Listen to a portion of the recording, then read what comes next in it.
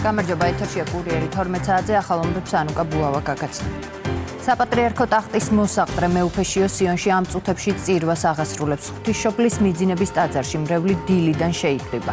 სრულიად საქართველოს კათოლიკოს პატრიარქის ხსოვნას პატივს მიაგებენ მოქალაქეები. სიონში მიდიან როგორც თბილისში მცხოვრები, ისე რეგიონებიდან სპეციალურად ჩამოსული ადამიანები. დღეს ილია მეორის დაკრძალვიდან ზუსტად 1 კვირა გავიდა. წირვის დასრულების შემდეგ კათოლიკოს პატრიარქის ილია მეორის სულის მოსახსენიებელი პანაშვიდი შესრულდება. პანაშვიდების სიონის ტაძარში 40 დღის განმავლობაში გაგრძელდება. თამარ თათარაშვილია სიონის საპატრიარქო ტაძრიდან პირდაპირ ეთერში. თამარ, გისმენთ.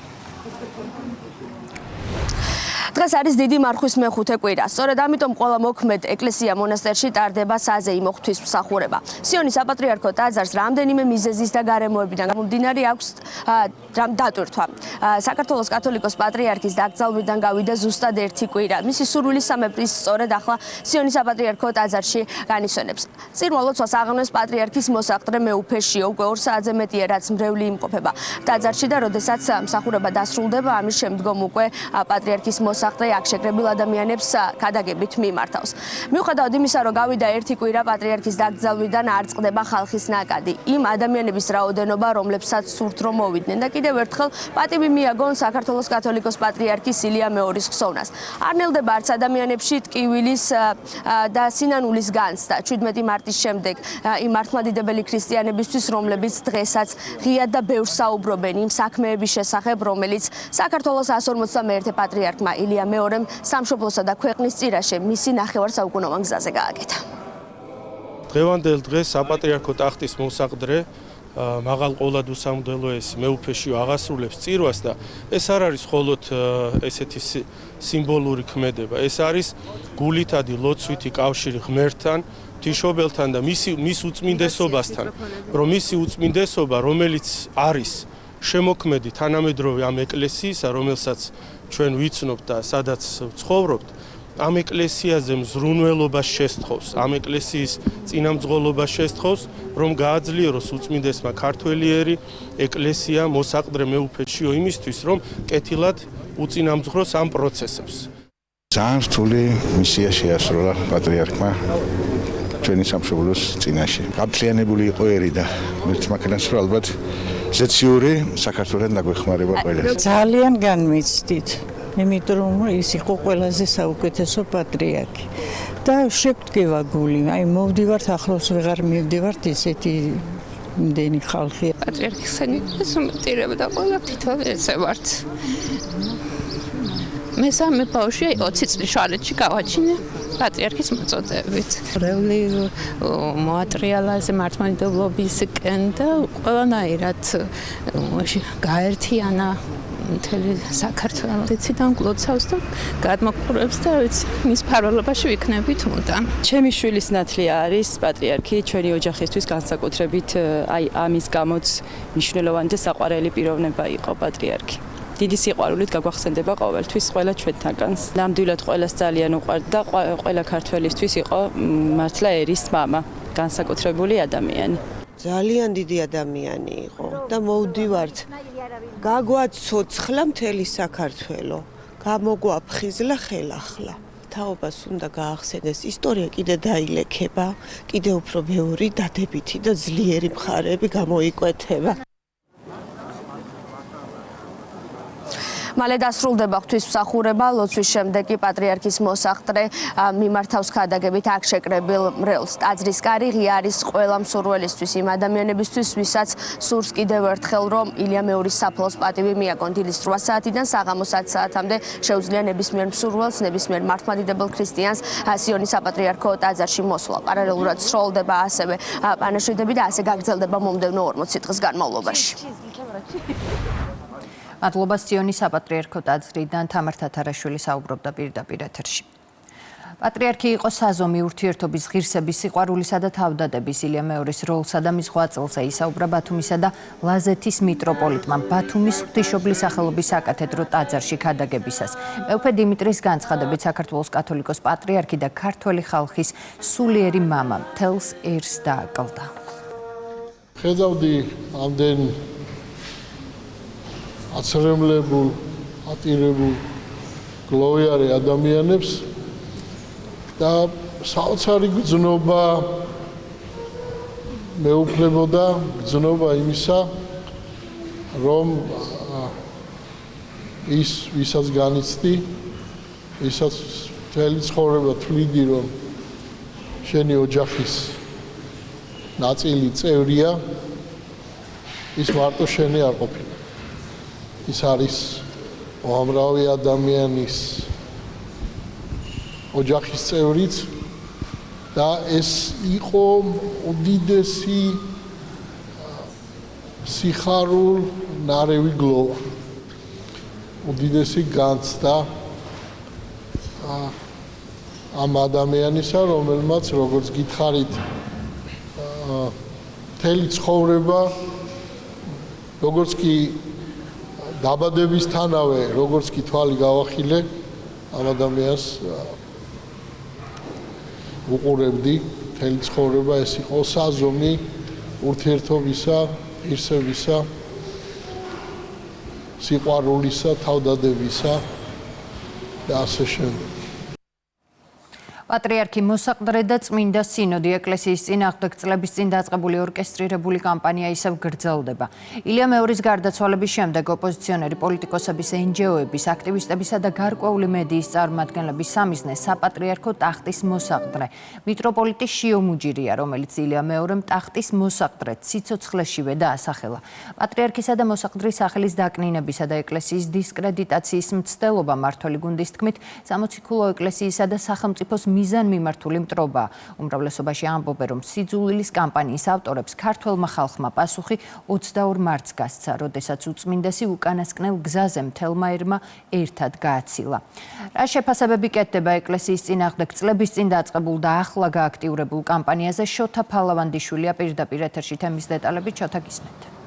კამპანია, რომელიც მიზნად ისახავს საპატრიარქოსა და საპატრიარქო ტახტის მოსაყდრის, ასე ვთქვათ, დისკრედიტირებას მიუღებელია მღვდელმსახურებისთვის. ისინი ფიქრობენ, რომ მნიშვნელოვანია წმინდა სინოდმა დამოუკიდებლად მიიღოს გადაწყვეტილება მომავალი პატრიარქის არჩევასთან დაკავშირებით, თუმცა ამავდროულად ხაზს უსვამენ, რომ ილია მეორის მიერ გამორჩეული მეუფეშიო 2017 წელს ჯერ კიდევ არის მნიშვნელოვანი სიგნალი და მაჩვენებელი იმისა, რომ პატრიარქის მხრიდან გარკვეულწილად სწორედ მასთან დაკავშირებით ყველაზე მეტი იმედები მყარდებოდა, რაც გასათვალისწინებელია მღვდელმსახურების აზრით ყველა მორწმუნე ადამიანისთვის. ზოგადად კი საპატრიარქოს წარმომადგენლები და მღვდელმსახურები ფიქრობენ, რომ პროცესი, რომელიც ახლა მიმდინარეობს და რომელიც უნდა დასრულდეს, დაგვირგვინდეს პატრიარქის, ახალი პატრიარქის არჩევით, უნდა იყოს სრულად დაცლილი პოლიტიკური, ასე ვთქვათ, გავლენებისგან.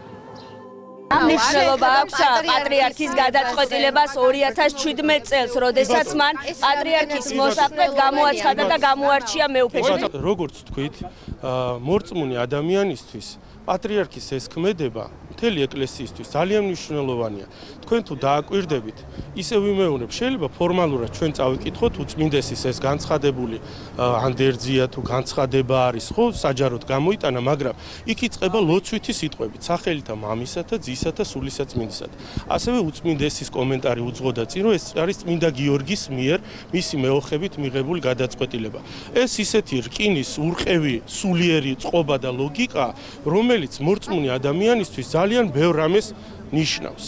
რა თქმა უნდა, უწმინდესი სინოდის ყველა წევრს თითქმის, ყველა წევრი მისი ნაკურთხია მღვდელმთავრად და ყველა წევრს უმრავლესობას მაინც ბავშვობიდან იცნობს, მათ შორის მეუფეშიოსაც.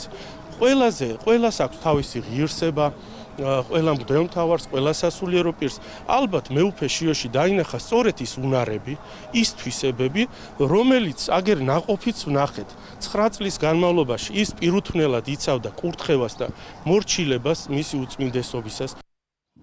საპატრიარქოსა და გარდაცვლილი პატრიარქის ხსოვნის შეურაცხყოფის მცდელობა არის იმ კამპანიის ნაწილი, რომელიც წლების განმავლობაში მიმდინარეობდა და მიმდინარეობს. ასეთია მართველი გუნდის წარმომადგენლების შეხედულება და განცხადებები. მათი აზრით მნიშვნელოვანია, რომ საპატრიარქოს საქმეებში ჩარევა არ მოხდეს და ამავდროულად, ასე ვთქვათ, პროცესები წარიმართოს მშვიდობიანი კუთხით. მართველი გუნდის წარმომადგენლები ამბობენ იმასაც, რომ გარკვეული ძალების მხრიდან ზეწოლის მოხდენის მცდელობა სახელობა სთება ყოველგვარ მორალურ ჩარჩოებს და ამავდროულად კიდევ ერთხელ ახდენს მათ, ასე ვთქვათ, ლუსტრაციას, ვისაც რეალურად წლების განმავლობაში, ანუ საუბარია მათი თქმით ხელისუფლების ოპონენტებზე, სურდათ და სურთ საქართველოს სამოციქულო ეკლესიის დაკნინება.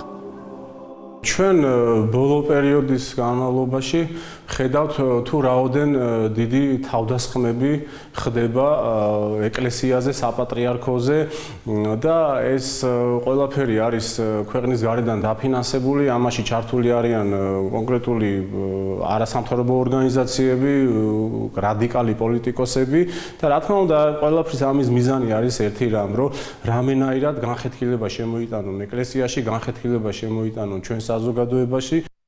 ისინი მთელი ამ წლების განმავლობაში იყვნენ ის ძალები და ის ადამიანები, რომლებიც იყვნენ ყველა ბინძური კამპანიის უკან, მათი ფინანსებით, მათი იდეოლოგიით, მათი ორგანიზებით, რომელიც ხორციელდებოდა ეკლესიის წინააღმდეგ, უშუალოდ პატრიარქის წინააღმდეგ და საერთოდ ყველაფრის წინააღმდეგ, რაც არის ქართული. ძალიან მკაფიოდ გაკვალა გზა მისმა უწმინდესობამ და ყველა ვალდებულია, რომ ამ გზას გაყვეს, არ მოხდეს გადახვევა.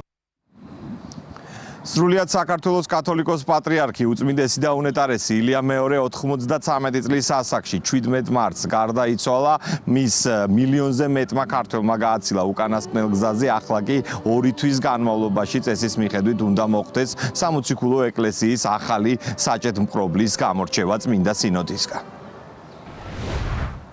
მადლობა შოთა ფალავანდიშვილი საუბრობდა პირდაპირ ეთერში.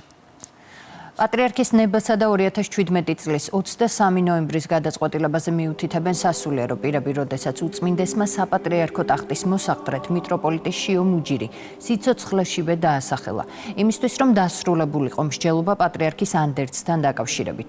ეკლესია ამბობს, რომ ნებათა ღელვა უსაფუძვლოა, ილია მეორის გადაწყვეტილება კი ყველასთვის მნიშვნელოვანი. საპატრიარქო საზოგადოებას თავშეკავებისკენ მოუწოდებს. სასულიერო პირები განმარტავენ, რომ ახალი პატრიარქის არჩევის შესახებ გადაწყვეტილება წმინდა სინოდმა მკაფიოდ გაწერილი პროცედურების შესაბამისად უნდა მიიღოს.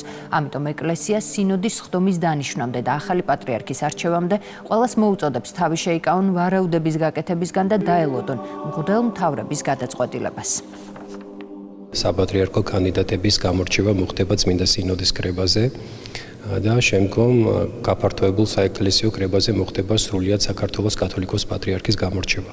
ამ ყველა პროცედურაში ჩართული იქნებიან წმინდა სინოდის წევრები. რა მნიშვნელობა აქვს პატრიარქის მხრიდან 2017 წელს მიღებულ გადაწყვეტილებას, რომ მან საკუთარ სიცოცხლეშივე გამოარჩია თანამოსაყდრედ შიო მუჯირი. მან საგანგებოდ თავისი ხელით დაწერა ეს ბრძანება ფურცელზე და წმინდა გიორგის დღესასწაულზე ამბიონიდან წარმოსთქვა ეს ბრძანება. ესეთი სიტყვები თქვა მან, რომ წმინდა გიორგი მინება, რომ საქართველოს კათოლიკოს პატრიარქს ხოლოდა მოსაყდრე.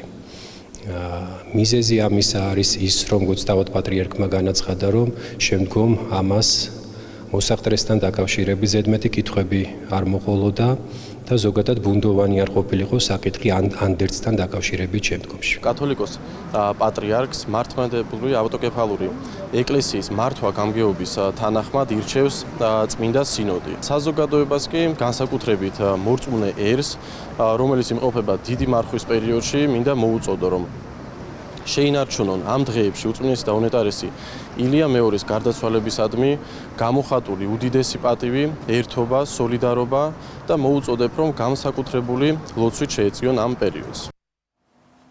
ახლა კი დღის სხვა თემები და ახლო აღმოსავლეთში არსებული ვითარება. თეირანში მომხდარი აფეთქებების შედეგად დაზიანდა საცხოვრებელი შენობები და ინფრასტრუქტურა. ისრაელის სამხედრო ძალების განცხადებით მათი მთავარი სამიზნე ირანის მთავრობის ინფრასტრუქტურა იყო. ისრაელის სამხედრო ძალებმა იერიში მიიტანეს ლიბანზეც, როიტერის ცნობით სამხრეთ ლიბანზე საჰაერო დარტყმას 3 ჟურნალისტი ემსხვერპლა. კანგაშის ხმა ისმოდა ისრაელში, სადაც ირანის სამხედრო ძალების მხრიდან მორიგი საჰაერო თავდასხმის ტალღა დაიწყო.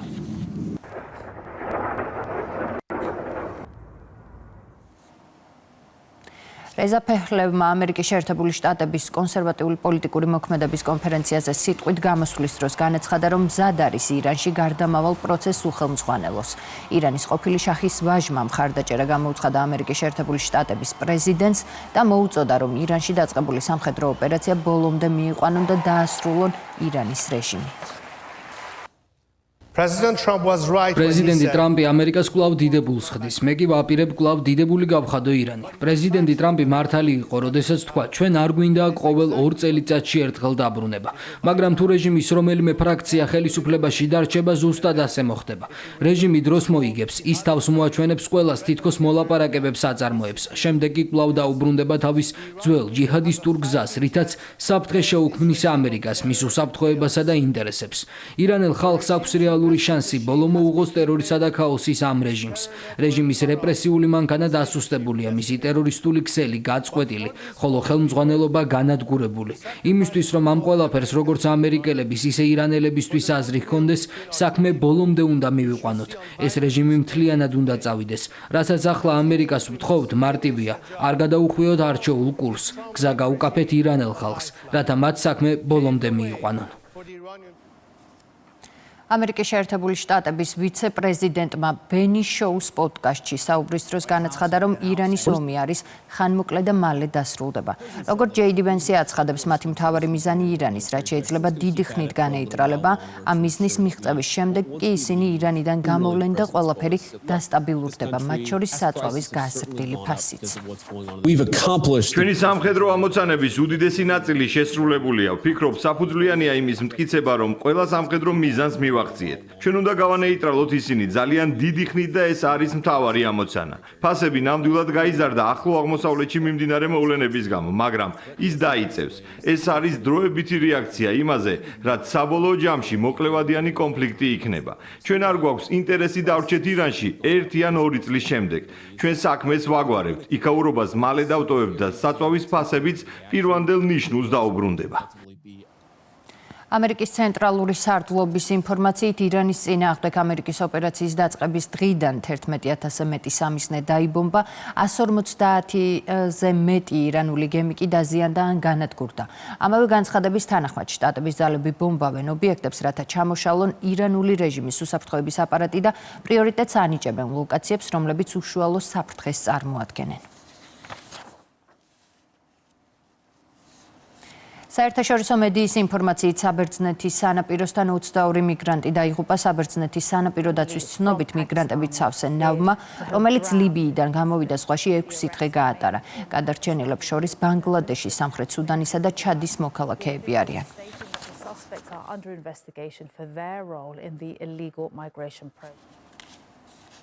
ისევ საქართველოს შინაგან საქმეთა სამინისტროს და საბაჟო დეპარტამენტის თანამშრომლებმა აღკვეთეს დიდი და განსაკუთრებით დიდი ოდენობით ნარკოტიკის საქართველოში შემოტანის ფაქტი. პოლიციამ ერთი პირი ქუთაისის საერთაშორისო აეროპორტის ტერიტორიაზე დააკავა, თურქეთის მოქალაქე კი სარფში აიყვანეს. ამოღებულია სხვადასხვა სახის ნარკოტიკი, მათ შორის კოკაინი, ჰეროინი და მეთადონი.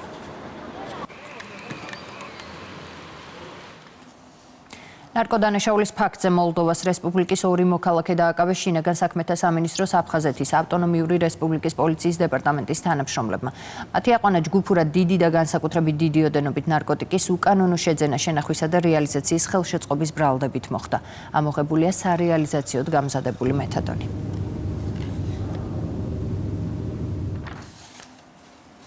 საინფორმაციო შეხვედრის ფარგლებში კადეტებმა თბილისის კლასიკურ გიმნაზიაში საინფორმაციო შეხვედრა გამართეს. მოსწავლეებთან გამართულ შეხვედრაზე მათ ისაუბრეს ლიცეუმში ჩარიცხვის პირობებზე, სასწავლო პროცესზე, დისციპლინურ გარემოსა და სამოტივაციო პროგრამებზე. ქუთაისის პარალელურად უახლოეს მომავალში კადეტთა სკოლა აღმოსავლეთ საქართველოში კრწანიშიც გაიხსნება. შეხვედრა კითხვა-პასუხის რეჟიმში წარიმართა. საინფორმაციო შეხვედრები საქართველოს მასშტაბით საჯარო სკოლებში მიმდინარეობს. თანატოლებს დეტალურად გავაცანით ის გარემოს, სადაც მთელი კვირის განმავლობაში ვცხოვრობთ და ვსწავლობთ. მოუყევით იმ სასწავლო პროცესებისა და სამოტივაციო პროგრამების შესახებ, რომელიც ორიენტირებულია ჩვენი შესაძლებლობების განვითარებაზე, ლიდერული უნარჩვევების ჩამოყალიბებასა და დისციპლინის გამომუშავებაზე. მოსწავლეებს გავაცანით სიახლე, რაც გულისხმობს აღმოსავლეთ საქართველოში, კერძოდ თბილისის მახლობლად სოფელ კრწანისში ახალი ლიცეუმის გახსნას. ლიცეუმის მიზანია აღზარდოს კონკურენტუნარიანი და განათლებული ახალგაზრდობა, როგორც სამხედრო, ისე სამოქალაქო კუთხით. ძალიან საინტერესო იქნება სამხედრო ლიცეუმში სწავლა, რადგან ეს ყველაფერი გვაძლევს შესაძლებლობას განმოვითაროთ როგორც სამხედრო უნარები, ისე ჩვეულებრივი უნარები, რაც შეიძლება მომავალში დაგჭირდეს. მათ აგვიხსნეს თუ რა არის საჭირო იქ ჩასაბარებლად და მე დავინტერესდი ამ თემით და აუცილებლად ჩავაბარებ. ჭანსუღ კახიძის სახელობის მუსიკალურ-კულტურულ ცენტრში ილია მეორის ხსოვნისადმი მიძღვნილი საღამო გაიმართა. კონცერტი ვახტანგ კახიძის ახალი ნაწარმოების პრემიერით გაიხსნა.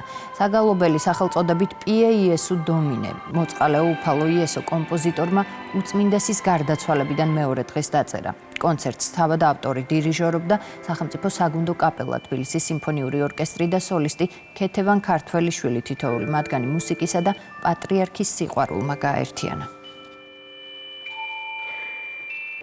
მე როგორც კომპოზიტორს და როგორც იმ ადამიანს, რომელიც გარკვეულწილად ახლო ურთიერთობაში იყო პატრიარქთან მუსიკალური თვალსაზრისით, შემექნა ის აუცილებლობა, ის ბუნებრივად მოხდა, რომ მომინდა რომ იმეწონა მისი ხსოვნისთვის ნაწარმოები. აი ეს განწყობილება, ეს ტკივილი, რაც მთელ საქართველოს დაეუფლა, მე ესე მოგზაურებულად შევეცადე რომ ინდივიდუალურად როგორც კომპოზიტორს მეხატა. ჩვენთვის საკულტო მნიშვნელობის არის ზოგადად ეს ნაწარმოები და ძალიან ძვირფასი თითოეული მისი შესრულება, თუმცა დღევანდელი დღე განსაკუთრებულად საპასუხისმგებლო იყო, ემოციური დატვირთვაც უფრო მეტი ქონდა, რადგან პატრიარქისადმი იყო მიძღვნილი კონცერტი. ის სათქმელი რაც გვინდოდა რომ გვეთქვა და ის პატივი მიგვეკო უწმინდესისთვის ჩვენი მხრიდან ჩვენი პატარა მცდელობა გამოგვივიდა, იმიტომ რომ ის ძალიან დიდი კომაგი იყო კლასიკური მუსიკის, ხელოვნების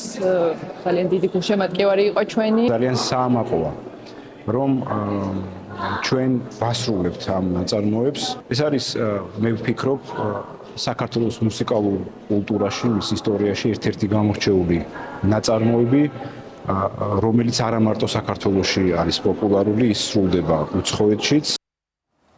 მსოფლიო დედამიწის საათი აღნიშნა 28 მარტს მილიონობით ადამიანი კლიმატის ცვლილების წინააღმდეგ გაერთიანდა.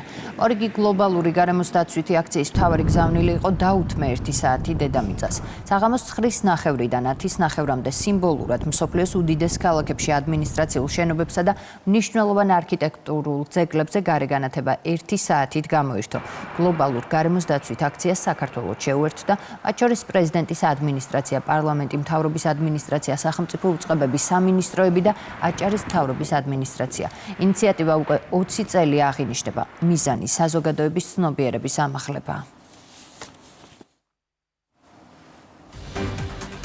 პირდაპირ ეთერში უბრუნდებით 3-ზე, მანამდე კი ყველა მნიშვნელოვან სიახლეს გაიცანით ჩვენს ვებგვერდზე rustavi2.g ან დაასკანერეთ QR კოდი და შემოგვიერთდით rustavi2-ის Facebook გვერდზე. დროებით.